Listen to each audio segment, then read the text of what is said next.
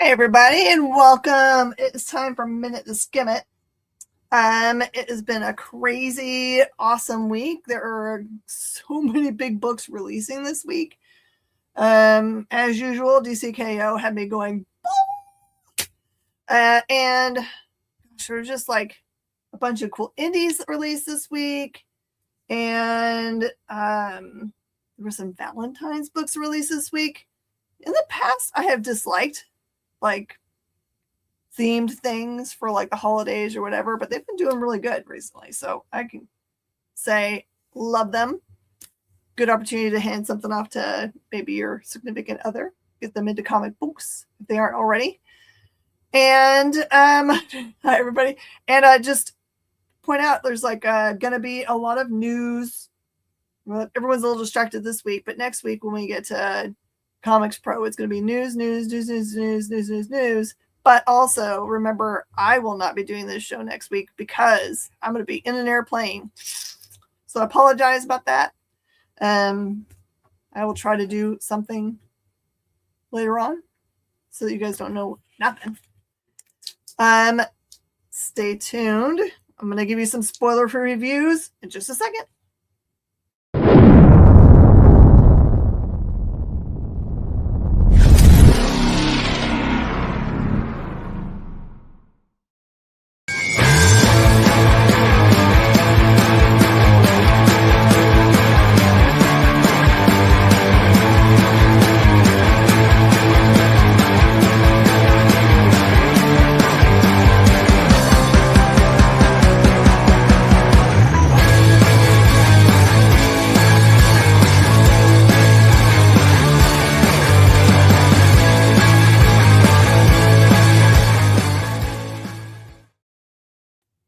Hello. This is super excited. Corey's here today. Triple B's here today. No Jay's behind the scenes. And I just want to congratulate Triple B for all your success on your channel. Super happy that things are going well for you. We're all one big community here and like to support each other if we can. So, all right, let's get started with these cool books because I read a lot this week. By the way, this is the cover A for this book, and it is just killer Babs Tarr art. Do you guys see how beautiful that is? It's so gorgeous. And all the art inside is just as beautiful. It's Teeny Howard writing. Teeny writes some really great stuff. Make sure you definitely follow them. But so this one is a fun little excursus. Instead of being kind of a Valentine's Day book, this is instead just the beginning of a little mini-series that they're doing. Kind of like throwing all the Gotham City sirens together. This is kind of interesting. So there's two storylines going on. One is about a girl that you meet who it's her birthday, and she, despite the fact that she's trying to invite people for a birthday party or get people together, looks like everyone's busy. So you already know she's not in a good headspace. But in the early issue pages, you get to see her kind of like she's walking somewhere and then she gets startled by something and then she screams. So there's that storyline that's going on interspersed with this storyline, which has Black Canary has just gotten engaged to Oliver Queen and is getting together with, I think she thinks just the good guys, but then Ivy and Harley and Catwoman show up to this like brunch place. And they all assume, I guess, that lunch is on Oliver Queen because he's rich, which makes a lot of sense, right? But this is kind of a fun look at like what it means to be like when they say that they're like, they got each other's backs, they're the sisterhood or whatever. It doesn't matter if they're bad guys. They make certain promises to each other while they're at lunch. I don't know. Catwoman promises she won't steal the engagement ring. You want Oliver and Dinah in the DCU so bad. I mean, it would be awesome, wouldn't it? I think that'd be really cool. The art that they use for all these gals have all these dreamy eyes. You see the dreamy eyes on the cover. All their outfits are so cool. I mean, I know it might not be everyone's jam. Maybe not everyone on the planet watches Project Runway obsessively like I do. But I think it's cool when people don't mess with like the design of someone's costume. Like Catwoman's here on the front is classic Catwoman, but no one ever give her that kind of cleavage. That's not the way. No one gives her those kind of like big eyes for the mask. And so it's things like that. Pay attention to the details of the book. It's a really good setup for the storyline. So like I said, there's 2 story arcs going on. Occasionally they throw in All Stars Project Runway. There's another one that also runs that's like split off. So you can always find a good fashion house show running at some point or the other. So don't worry. You got something to watch. As my husband says, I know you just like it when they let them shop for fabric. And it's true. That's my favorite part of the show. My favorite part of this book is the art, the art, the art, the art. The story's great, but the art, oh my Lord, the art. Oh, and there is a 17 plus on this book because there are some real big potty words and some adult kind of like suggestive talk. So not to hand off to your young niece or nephew, unless they are adult in the world, and then they'll be fine. It's a Black Label book. That's right. It's easy to miss there on the cover, but I just wanted to make sure that you guys know it's fine for all of you guys. Your guys are all adults, but just so you know, don't put it in your little like Valentine's basket for the kids at school. Aquaman. All right, I had a little bit of like deja vu on this book, so I don't know if I read this as a preview or if it just had some stuff in the book that was replicated for storyline, like when they do like the synopsis at the beginning. So essentially what you need to know is that there are 2 kind of like places that are of power in Aquaman's world. You've got the regular old whatever the place that Aquaman rules over, and then you've got this other place, which I always have to look at it because I can't remember the name of it. There's Atlantis, of course, which you've got Mira and Aquaman part of, and then you've got this other place called Xebel, Xebel, and that's where the Crimson Queen, who's Mira's mom, and Mira's King of Xebel live. And the whole series is really about this, like, so the Crimson Queen, who's Mira's mom, is doing a big power push. And what she's trying to, there's a big double cross that has happened in the past that gets revealed in this book. And the big part that ties into the DCKO part is that she pulls somebody out of the tournament for them to appear here. It's also Darkseid symbol. Yeah, so that big, when you guys read, we're going to talk about it when we get to DCKO, but the Darkseid symbol is so important for everything. But this is a good kind of like, it mostly only really impacts everything that is part of Atlantis and that part of the universe. But yeah, these characters are really important. And probably, I mean, if you're like me, I've read Aquaman a little bit, but I did not know where this other place was. It looks like it's a crossover. It looks like what's happened in the past is that like the people that tried this takeover got pushed into this other, so it's got some kind of like veil under the water that they can't get through or shouldn't be able to get through, where they've had to live out their lives. So they get to be rulers over that section, but can't cross over to Atlantis.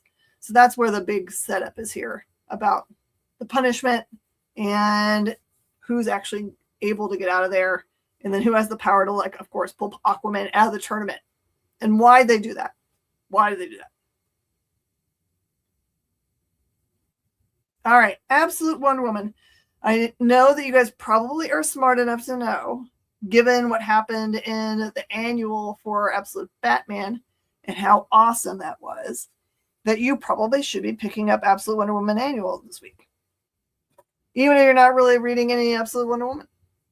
But this goes back and touches on the very early issues for Wonder Woman. Do you remember when she's fighting the Tetracide, I think is what it's called, in the city, and she pulls out, I can't remember which one of her weapons or whatever, that allows her to, I think it's the Green Lasso, that allows her to take on the form of somebody else. In this case, it is Medusa, right? So beautiful. Like those contrasting colors are definitely what makes this series stand out. Continues in the inside, Corey, so you'll love it. So this is about, you find out that Diana has had this like real like impact on her life because of her taking on that form. What you didn't know before, or at least I didn't glom onto, is that when she uses that lasso to take on forms, she really does like have a bigger impact. Like it gives her like the feelings and maybe memories or whatever. She gets inside the skin of whatever she's taken the form of. In this case, she realizes that Medusa, this is part of her punishment, this form that she's taken. And the story arc that this takes is so wonderful, where you see how much trouble Diana takes. Like she's been praying to the goddess Hecate for longer than we know about. Like as soon as she was done with that, she was just like, please allow Medusa not to have to go to this. Please, please, please, please. So yeah, it almost permanently makes her in that form. You're right. So this is just like a heartbreaking, heart-wrenching, really awesome tale in which it seems to, in the telling of it, almost be like, hey, the actual tale that you've heard about Medusa may have been stuff that's been made up, but because it's been said that way so many times, it's not the real deal. But Medusa suffers because of that also. Not only just the form of, everything that looks at her, becomes stone. Maybe it's affected like everyone's opinion of her in all of history. So really, really beautiful, gorgeous, great story. It's a nice long one. This is a big, thick one like you expect from all the annuals. And I really hope you give it a chance. I tell people over and over again that are like, oh, Wonder Woman's not my jam. I've never liked Wonder Woman. I never will like Wonder Woman. Just try out Absolute Wonder Woman.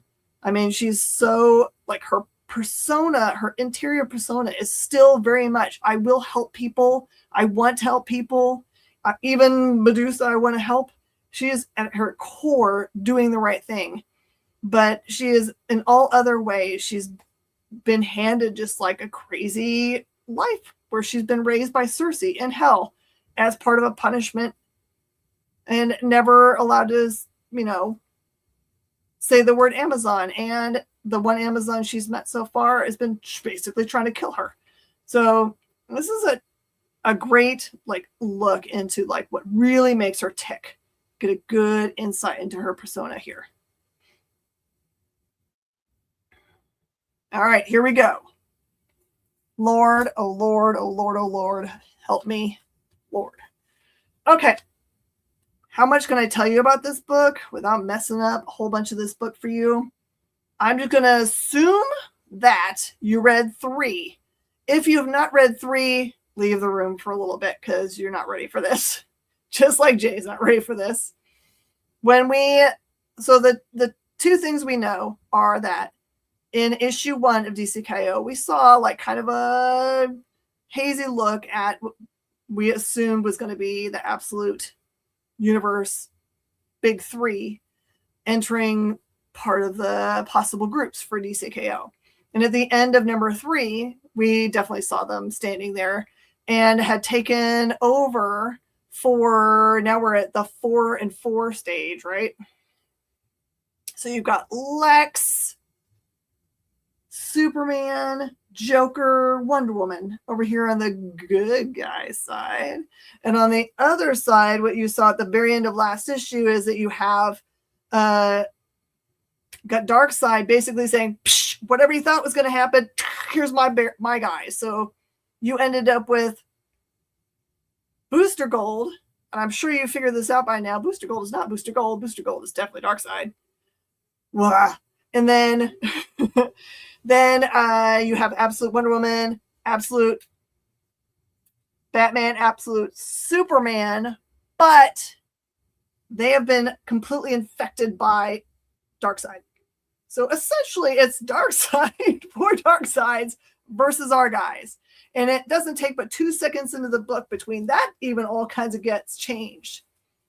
So, oh man. And also I have kind of information that number 5, you should, even if you don't think, I don't need to be into DCKO. I'm not into DC or these characters or what's going on right now. Don't miss picking up that book just for posterity. Pick it up.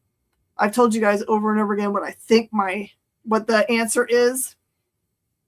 And if you have ever listened to me, you probably know what it is, but the stuff we find out in the very first issue, and at the end you have Booster Gold and Superman show up and they tell you what the answer is, what happens. I think that's really what's going to happen because no one's expecting that.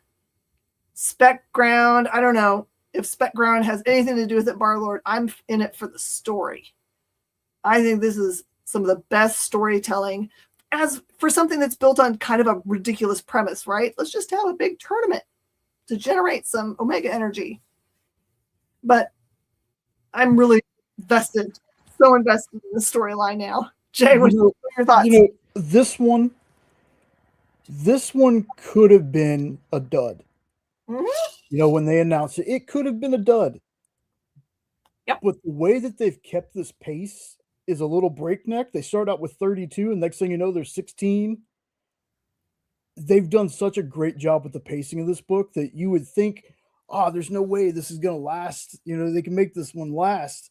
People are going to get bored of it. No, the pace in this has been so phenomenal. I love this book. This book, I can't wait for the trade to come out because I'm going to read it all over again. I love this book so far. The fact that almost all the tie-ins have real implications for what's going on in the main storyline. Like last week, the end of Night Fight actually ties directly into this, or something that happens at the end of that series that is important to this one. So if you can find out what happened in that one, it would be good to know. But otherwise, they kind of give you what the answer is or what happened in this book. But it'd be nice to actually see it happen instead of just be told, right? Yeah, and I told people before, if you haven't read the first DCKO, don't read Night Fight, because Night Fight kind of a little bit spoils what happens in the first issue. But yeah, all the tie-ins have been great. Like, I've been reading the battles, been caught up on that. Man, just like, Scott Snyder is just, he's a genius. He is just a genius. I just hope secretly that he's going to show up for Comics Pro so I can just give him a long hug. Jealous. All right, here we go. I hope he takes it for what it is. He's like, thanks for writing something that's so awesome. All right, Bleeding Hearts, man. This is I think the first Vertigo book out the gate. Hope you put it on your pull boxes. Because like I said before, there is not much about DC Vertigo that looks like the old DC Vertigo. There were a lot of new storytelling from new great storytellers. I'm pretty sure that you have by now figured out that Dennis Camp knows what he's doing. Dennis knows how to write. And this is a really interesting look at the world. So when we meet our main characters, they are already dead. They're all zombies. And this is them trying to figure out their way in a world in which it looks like they've probably eaten all of the fresh meat there is out there and trying to figure out what's next. And this guy in the main part of the cover here is he's in a little bit of a crisis, little crisis inside. And their names are really crazy. They're really long, hyphenated names. Hold on. I'll give you one of them just so you can get an idea of how much fun the names of these guys are. And also, if you are weak in the stomach, the very first 4 pages have a description about what hearts taste like. Texture, warmth, all those things. So don't. Yeah, it's one of those. Yeah. I'm going to give you one of them. Okay. This guy's, mushrooms grow up all over like little forests. And then there's another guy named Brain Splashes and Sizzles on Hot Rocks, Horde of the Undead. Okay, so the main character here, the one with the blonde hair, is Mouse Pokes Golf Ball Out of Head Hole. I don't know how they came up with those names, but they're hilarious. Anyway, it is like you expect from DC Vertigo. Adult, dark. But this one, definitely, like it says, is Bleeding Hearts. It does have heart to it. So, and there's a big surprise on the last page, which you probably can, like, reading the book, you probably can figure out where this is headed. So, not your typical zombie horror flick. Barbarian Behind Bars Mad Cave from Elliot Kalan. Art by Andrea Moody. This barbarian has been captured and is in prison. And most of the book is about them trying to figure out what the heck is going on with him. He has been assigned a public defender. And the public defender can't understand a word he's saying because he's speaking some other language. Barbarian language, clearly. But we know what he's saying because they do a translation, which is very nice. And that is the setup of the book. So there's not a lot of like huge big moves that happen in this. The whole book is just the setup for what's going to come next. Mad Cave has been great so far. Even though this first issue is a slow burn, I actually got fooled a little bit because my brain was telling me it was barbaric. I was like, why isn't his axe talking? Why is his name not Owen? So it's not barbaric. It's Barbarian Behind Bars. So don't get fooled. Just enjoy it for what it is. Just brutal. All right. The setup for this book by Dennis Hopeless is basically you get to meet this kid, adult kid, who it's clear that his family is made of his mom, who wants him to kind of become friends with this adult male that's part of their household. And for the first half of the book, you're not really sure, is this his new dad? What's going on? He is a very kind soul. He's very forgiving of the fact that this adult son is very cruel to him and not very nice. And he does stuff like, so the son actually likes to make movies. And when the book opens, he's actually making a movie, even though it looks like someone's getting murdered. It's a movie. Don't worry. It's a little bit spoilery, but I'm pretty sure you know that we're not killing people on the first page of this book. And it makes mention of his actual father, who's up there, the strong fellow.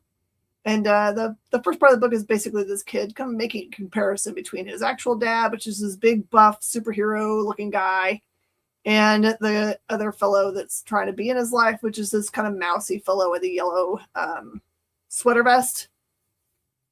And then he has a sister. But then a magical family marrying into a normal one. Well, there is like some crazy stuff that goes on here. That like there is this crazy creature up here that does attack the family. And then it gets all twisty and has a big reveal, which I don't know if it was in the solicitation of the book, so I don't want to wreck it for you. Just to say it is a fun reveal. Fun reveal. You will like it. Good for people that like, and I can't even give you a comparison, otherwise it ruins the surprise. Very popular comic book made into an animated show, which will have another season soon. There you go. That's as much hint as I'll give you. Yeah. And Rocketfellers, I'm kind of confused why there is a Christmas issue here when it's definitely not Christmas, but I'm down for it. It's totally fine by me because it's not really about Christmas. except for the youngest kiddo that's part of the Rocket Fillers family, which I can never remember any of their names. Please be very forgiving of me. They are drawing the family Christmas card, and it looks exactly like this cover art, except for it's the crayon version of it. But the dad there is the person that's right in the center. But the thing about the entirety of this comic is that his sister has shown up. She's a warrior from back where they came from, which is future. She shows up and kind of doesn't remember what's going on, and dad's disappeared. So that's what this book is about. Remember that these people, because where they came from, are super smart. They know a bunch about technology. They can make stuff out of nothing, all that kind of stuff. Their dog actually can make dinner if he wants to. But being put in where they are now, which is, I think it's supposed to be modern day, they're put up with a lot of difficulty. So this is a big crisis. Dad's disappeared. Where is he?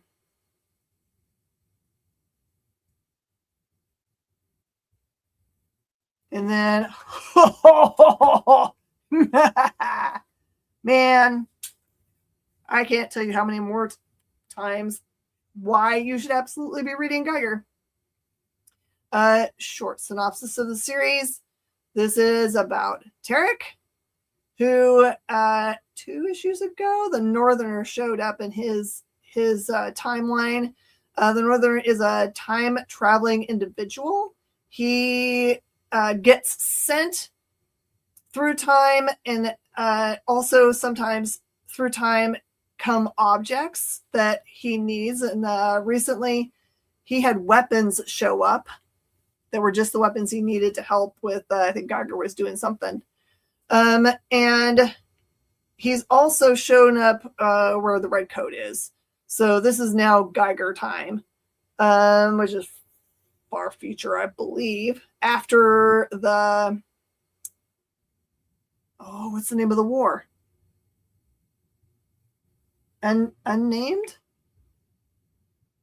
There's a big war. It's the cause for the nuclear strike that created Geiger anyway. So in the timeline the Northerner is from, the North won the war. And it looks like maybe he had something to do with that. But it means that where he's from, everything kind of changed. Like it meant that where the Nazis show up is different. Who won all that stuff? Why the bombs were created? What started the war? That kind of stuff. But this one basically is more about an object that shows up that inside has nameplates in it, and the nameplates that are in there are for 3 people that we know from the universe. The Northerner there, Geiger, one other person you know, and a gal we don't know. At least I've never heard of her. So it's unnamed. Oh, thank goodness. I'm trying to hold all this in my brains. So I'm not going to tell you what the object is or what it does, but this is, we're starting to feel very much the universe that was once very disparate, right? None of these things touched each other. The only person that's ever been in it, the other ones, has been the Northerner. Now it's starting, all those little threads of things are starting to weave together. And I love the way it's being told, because is the future part completely set? Just the mere idea for Tarek that the past in which his family got killed might not be the only past possible. So just wrap your mind around that. And is there only one possibility that will play out? Or is there many, many futures that could play out? So love this universe. Can't even. So good. Yeah, it's unknown. I was thinking unknown and I typed unnamed. It's Unknown Wars. Unknown Wars. We'll get it eventually. Transformers. This one is a complete slugfest. So much fighting. This is no longer that kind of like getting things together for a storyline part of Transformers. This is full on Megatron versus Optimus Prime. Also big players, Soundwave getting broken out of prison. Who else? Is Shockwave? Is that a real name? Is that the jet? Man, my brain for names is the worst right now. And then a bunch of the other big players, including, I think, RC is the pink one. This all comes to, yeah, Starscream, thank you. This all comes to a big head. Actually, I don't think that they mention the stuff that's been going on in G.I. Joe right now. They haven't been mentioning, they didn't mention Dreadnought War. This is really kind of more insular to just the Transformers part of the universe. There's also no Void Rivals. This doesn't tie in, not Void Rivals. This isn't tied into, Void Rivals. They don't tie into that part of the storyline either for this one. So.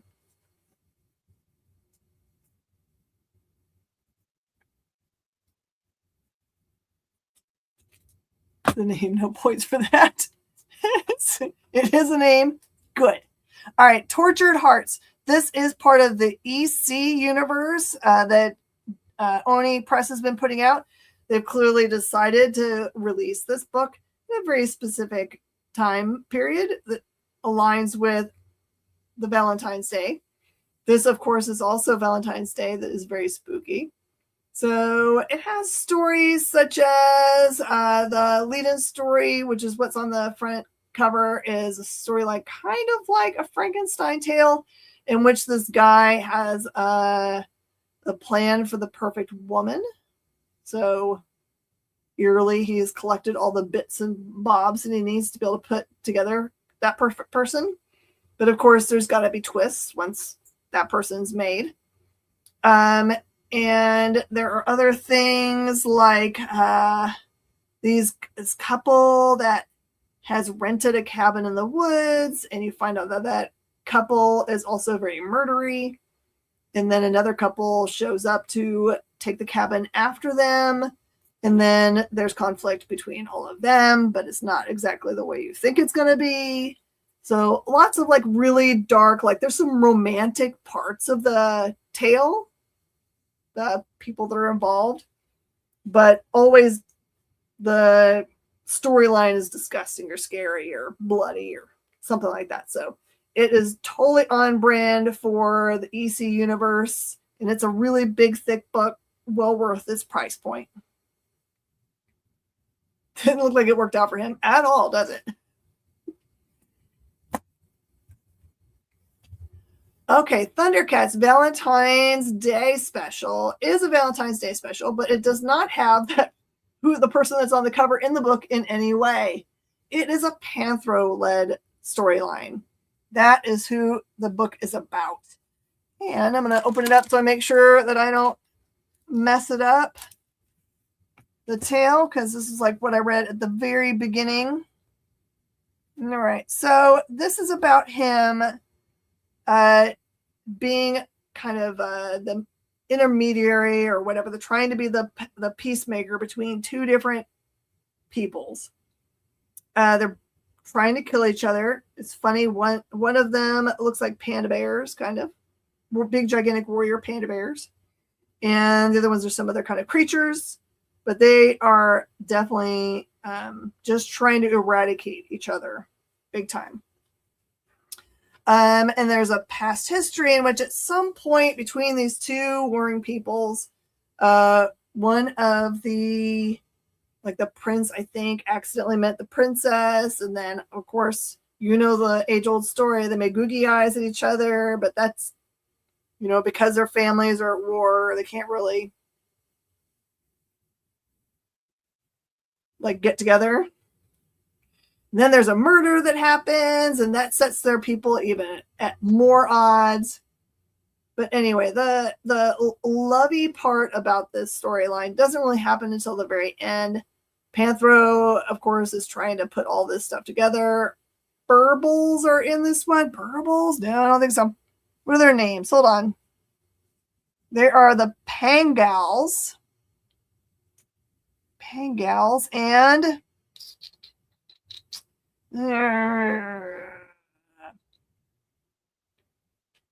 it's so funny. I don't even know if these are characters from a universe I already know. Nope, I don't know what the other ones are called. But anyway, it's good. Ed Brisson writes, people, look, we're doing reviews of this week's comic books. We're here at the last 4. Remember, the robot bears were Burbles. I like the name Burbles. All right, Shadows of Tomorrow, Wade Wilson. This is Dangerous, Unhinged, and Deadly. This is an all-new, ongoing Ben Percy writing. This is exactly what you are used to for Deadpool. There's no new ground done here. There's no new powers. There's no new any. This is him, in his normal conflict with his roommate Al. Just normal Deadpool craziness, fun, verbal dialogue. But so if you've been missing I need my Deadpool title. Where's my Deadpool title? Here you go. Here's a good Deadpool title. You will like it. Blind Al has been missing for a bit, I think. All right, Star Wars Jar Jar. Okay. This happens in a time period that feels like it's right around the time when the Senate is still being run by Palpatine, and Jar Jar is a senator. He has been sent to a planet and finds out while he's there that the peoples that are there working, which are kind of like mining, I think that's like crystal that they need. He's worried because of what he sees there, that they're not being maybe treated 100% humanely. So this is about him. He still, for the first half of this book, seems very buffoonery. He leans into that buffoonery you see in the movies, but also he is very passionate about trying to make changes here. And of course, it says on the front cover here, is a team up with Jedi Knight Kalarian Beck, which I'm guessing has been in some of the shows. If he goes Sith, you'd be down for that story. There's no indication, at least in this first issue, that that's what's going down. I don't ever see him give side eye or bad eye. Well, I don't know. Whatever you would give is like ominous portents of it. But it could go that way. We're early in the series still. But yes, it is awesome that you get somebody that played the part, getting a chance to tell a story with a character that he's probably thought about a lot. As people, I mean, you can imagine he goes to conventions all the time probably and get asked a million questions about, like, why did you play your character this way? Do you think your character is Sith? All those kinds of things. I'm sure he gets all kinds of stuff. So it's cool that he gets to he's going to twirl his mustache. But yeah, it's so interesting because people that I talked to that were adults when this movie came out say that they hate Jar Jar. But all the kids, all the people that I knew that were like 8 when this movie came out, love Jar Jar. And I keep on trying to remind the adults, like, they did not make this movie for you.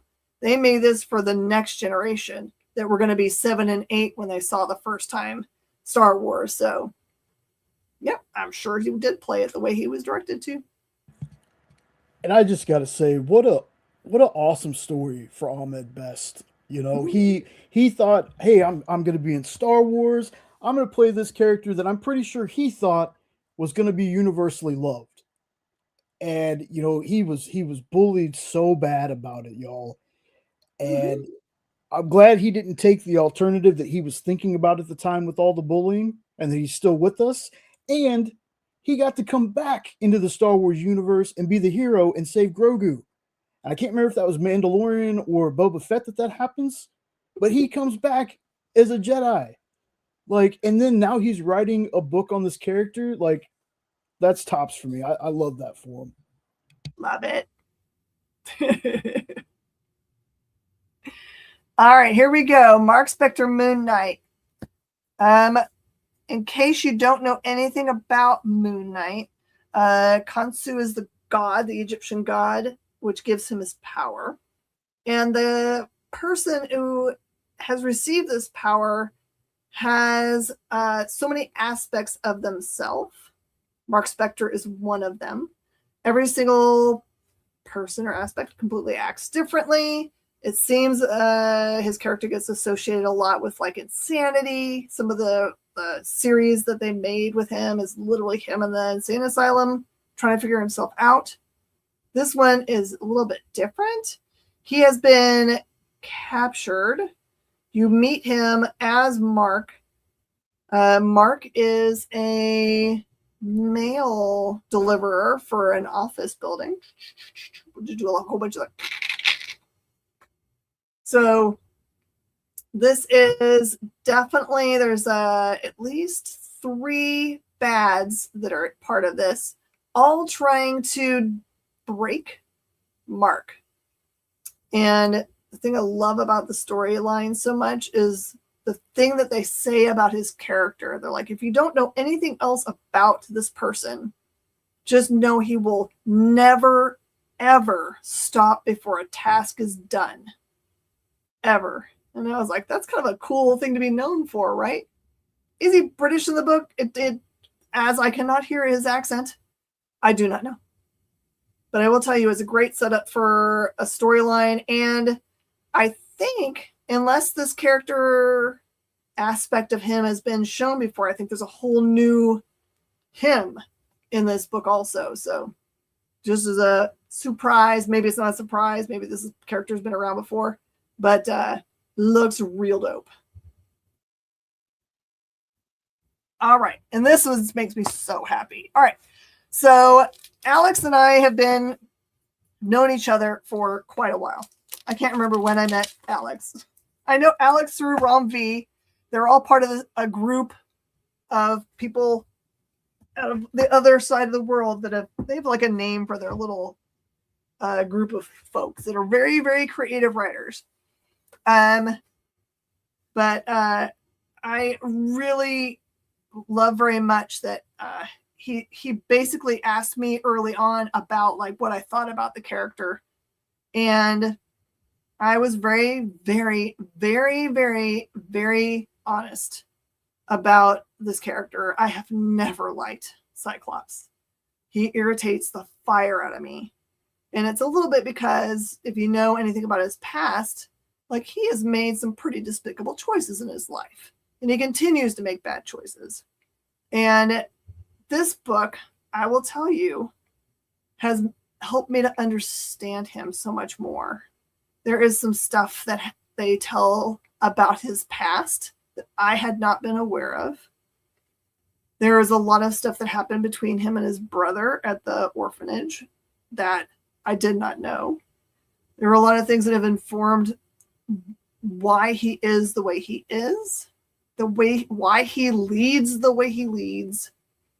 And as part of this storyline, interspersed with like this whole thing, it also introduces the formation of a new Ravagers team. The way they're being made is very brutal. So you get to see a brand new Ravager in this series that has, I think they've given 2 of them names, so I can't believe that they wouldn't have 2 new ones, but according to the things that people wrote up about there being first appearances, they only mentioned one of them. And am I a Scott Summers fan now? No, but I'm willing to respect him. I'm probably never going to be someone that loves him, but I will give him mad respect, and it's because of Alex. I don't think I would look at him the same way without Alex's story. So, give it a chance. Super proud of him. I think it's already gone to second print. It just releases tomorrow, and I think it's already got a second print. So, I think other people think it's going to be the bomb too. So that is the end of the books, those, and I'll show you some of the graphic novels that are popping up. I feel like I bought that for somebody, not something new. I brought in a Peacemaker Tries Hard because I think someone wanted it. And also, I think my I Hate Fairyland Volume 9 is for a customer that asked for it. I don't think that's new this week, but this one probably. Crypto Last Dog of Krypton, part of the All-In storyline stuff. Sorry, I bashed my finger the other day. I don't have dirt on me. It's a big bruise on my finger. Gives you a chance to get the whole series. I know if you watched the trailer that you might have seen that as part of Supergirl, it introduces Crypto as a baby. Batman Detective Comics, part of the All-In, Tom Taylor writing releases. JSA, hardcover, All-In tie-in, Ragnarok. I know a lot of people have been looking forward to this. This is, I forget what they call these. They're not the compact edition for Marvel. They call them some other form, but this is Daredevil Back in Black, which is the Charles Soule series, coming out in the smaller size. And then also is going to be One World Under Doom, which, why not? You should get it. We've actually started our Doom pool for who we think, what kind of versions of the Doom we might see in the films. So, on Thursday's show, I'm going to actually have only Doom books or Doom related books, so we can kind of think about it. You picked up the Long Halloween book from last week. Awesome. The Last Halloween. Yes. No, it's not called the small version. The ones for DC are called Compact and maybe Digest. I can't remember for Marvel. They have fancy names. Just the small version probably works just as well. All right, everybody. Thank you so much for being with us. Do please contact your local comic shop. Let them know which books you heard about today that you would like to have added to your poll. If they allow you to add at this late date or use that information to show up first thing in the morning and grab things off the rack. I hope you will consider some titles maybe that you hadn't considered before. And I mean, you can tell your local comic shop that we run this show and then they can use it on their, if they have a TV screen in their space, they can put it on so that they can have lots and lots of people watch the show and add things. I understand that last week a show showed my show in their store and had people immediately go over and buy something off the rack because they were like, oh, I need that. You're going to see Nicholas Hammond cameo Spider-Man. Oh, I like that idea. All right. There is going to be about an 11-minute break here at the end of the show. And then I'm going to come back on and sell all these things that I just showed you, plus a bunch of more stuff. So like I said, please support your local comic shop. I mostly prefer that for you. But if you don't have one, I'm here for you. Restored my faith in humanity. Yes! I love it. All right, everybody. I'll see you back in just a little bit. Thank you, Jay, for a wonderfully produced show. And see you guys next time. Bye.